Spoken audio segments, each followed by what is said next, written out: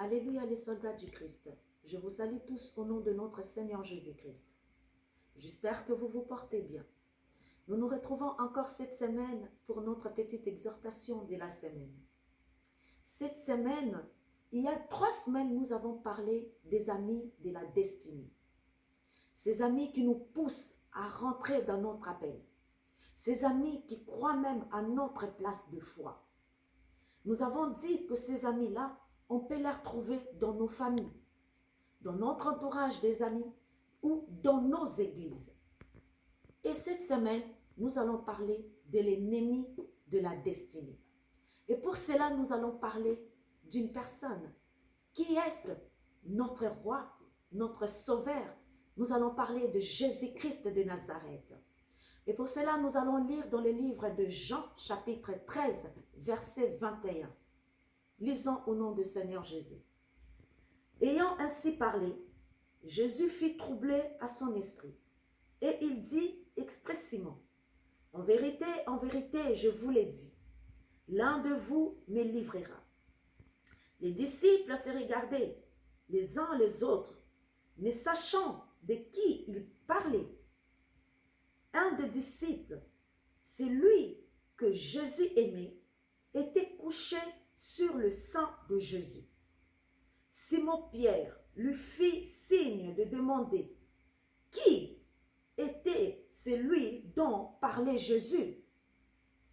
Et ses disciples, s'étant penchés sur la poitrine de Jésus, lui dit, « Seigneur, qui est-ce » Jésus répondit, « C'est celui à qui je donnerai le morceau trempé. » Et donnant ce morceau trempé, et y ayant trempé les morceaux, il les donna à Judas, fils de Simon l'Iscariote. Nous avons l'habitude de lire ces passages. Et quand nous lisons ces passages, nous disons que Judas était là. Nous avons toujours vu qu'il était là pour accomplir les Écritures et qu'il devrait trahir notre Seigneur pour enfin que notre Seigneur Jésus-Christ puisse faire sa mission, finir sa mission sur cette terre. Qu'il était venu, qu'on devrait le trahir et mourir pour nous, ses enfants, son peuple. Mais aujourd'hui, nous allons voir autrement. Nous voyons Judas, qui était très proche du Christ, qui était un des disciples de Jésus-Christ. Nous voyons que cette personne qui a trahi Christ ne venait pas de loin. Il venait de son entourage, de ses disciples qui croyaient en lui, qui étaient, comme on peut dire, la famille, son ami. Nous voyons qu'il était l'entourage de Christ. L'ennemi de la destinée, de notre destinée, ne vient jamais de loin. Le diable est malin. Le diable, le Satan, est très malin. Le diable, il n'utilise que les gens qui nous entourent, les gens qui sont plus proches de nous, pour nous détruire. Pourquoi? Parce que ceux qui sont loin de toi ne connaissent pas ta vie. Mais ceux qui sont proches de toi, c'est eux qui te connaissent, qui mangent avec toi, qui parlent avec toi. D'ailleurs, on voit que ces personnes, ce sont même des personnes qui se trouvent bizarrement au milieu de ceux qui te critiquent. Des fois, de ceux qui parlent mal de toi. Et bizarrement, ces personnes-là se trouvent toujours là. Incroyablement. Nous voyons que pour que Judas puisse trahir Christ, il a pris le temps de connaître Christ, d'avoir les informations qu'il fallait. Parce que nous allons voir auparavant, dans le livre de Matthieu, chapitre 26, verset 11 à 14, nous n'allons pas lire, mais vous pouvez lire chez vous. Nous voyons que quand cette femme est venue Marie de Magdala, est venue laver le pied de Christ avec le parfum.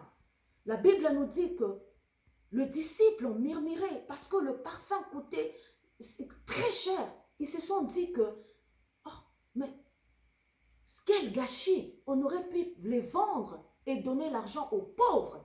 Mais Christ dit que vous êtes tous les jours avec le pauvre. Mais moi, je ne serai pas toujours là avec vous. Et nous voyons l'attitude de Judas.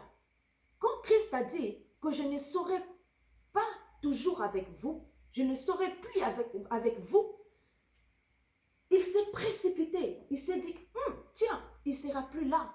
Alors je vais profiter.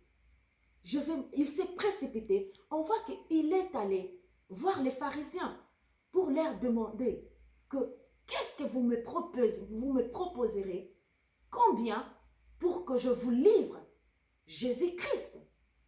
Vous voyez qu'il a déjà commencé à vendre Christ déjà bien avant. Il prenait les informations qu'il fallait. Alors faisons attention à cet entourage qui est tout autour de nous. Souvent cet entourage, il nous encourage, il parle, ah vraiment, tu es vraiment l'enfant de Dieu, ce que tu me dis ma soeur, ce que tu me dis vraiment mon frère, va de l'avant. Faisons attention. Comment nous pouvons faire attention à cela? Demandons le Saint-Esprit. Demandons le Saint-Esprit de nous révéler le cœur des personnes qui sont tout autour de nous. Le cœur des personnes qui nous entourent. De montrer les états d'âme des personnes qui t'entourent. Je me rappelle d'une histoire quand j'étais très petite. Mon père a été empoisonné. D'ailleurs, il a été empoisonné plusieurs fois. Et les personnes, à chaque fois qu'il se faisait empoisonner, les personnes qui l'empoisonnaient, plus tard, je sais parce que je lui ai parlé, ces personnes-là ne venaient pas de loin. C'était ses proches. C'était des gens très proches de lui. Alors, faisons très attention. Prions à chaque fois. Dans ton cas chez toi, comme nous l'avons dit la semaine dernière, dans ton cas chez toi, demande au Saint-Esprit de te révéler le cœur de personnes qui t'entourent, leurs états d'âme. Demande au Saint-Esprit, il va te révéler. Il te révélera. D'ailleurs, la Bible me dit, ce qui est bon, il te combattra. Ils peuvent conspirer contre toi. Ils peuvent dire du mal contre toi. Mais la Bible me dit qu'ils viendront dans un seul chemin, mais partiront dans plusieurs chemins. Ah, j'aime beaucoup cette parole qui dit que le juste, même si tu tombes, même s'ils arrivent à toucher à ta vie, que tu tombes, mais cette parole dit, le juste tombera 7 fois, mais le Seigneur les relèvera toujours. Oh, gloire à notre Seigneur Jésus-Christ. Ne crains rien. Ne crains rien. Dans ton cache-toi, demande au Saint-Esprit la révélation de personnes qui t'entourent. Peu importe, mais les personnes qui t'entourent demandent au Seigneur Jésus-Christ. D'ailleurs, j'aime bien quand les pharisiens, ils sont venus pour arrêter Christ. La Bible dit, quand ils sont venus, Christ les a demandé, qui cherchez-vous? Ils ont dit que nous cherchons Jésus-Christ de Nazareth. Mais la Bible me dit, ils sont tombés par terre. Ils étaient troublés et ils tombèrent par terre. Or, ils accomplissaient la parole qui dit, tout genou fléchira devant le nom de Jésus-Christ. Tout genou. Je me dis qu'ils ont accompli cette parole. Quand ils sont tombés par terre, ils sont agenouillés devant Jésus-Christ. Et tes ennemis, les ennemis de ta destinée, s'agenouillera devant toi, dans le nom puissant de Jésus-Christ de Nazareth. Voici, cela était notre petite exhortation de la semaine. Que le Seigneur notre Dieu vous bénisse abondamment, qu'il bénisse le reste de votre semaine. Je vous embrasse. Nous nous retrouvons la semaine prochaine, si Dieu nous accorde encore la vie.